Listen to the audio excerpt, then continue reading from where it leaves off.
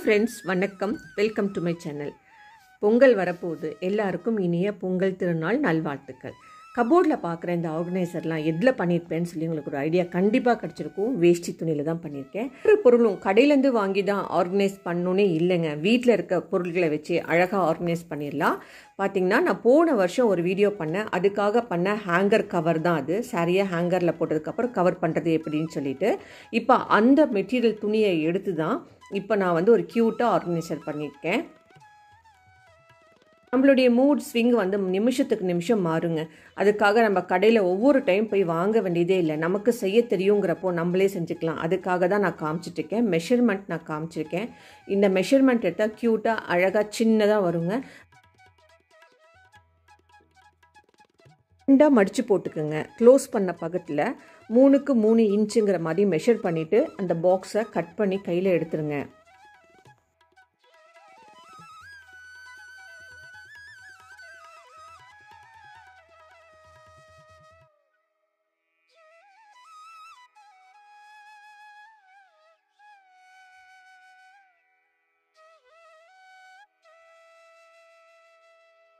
Measure பண்ணி எடுங்க. அப்போ தான் பாக்ஸ் கரெக்டாக வரும். ஸ்டிச்சிங்கும் எந்த பிசுறு இல்லாமல் அழகாக வரும்.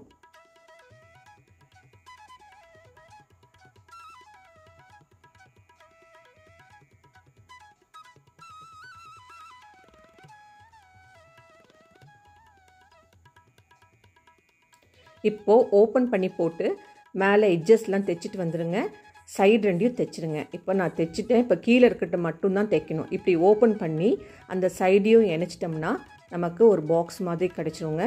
அதே மாதிரி அந்த சைடையும் க்ளோஸ் பண்ணிடுங்க. இப்போ தைச்சிட்டு வந்ததுக்கப்புறம் எப்படி இருக்குன்னு பார்க்கலாம்.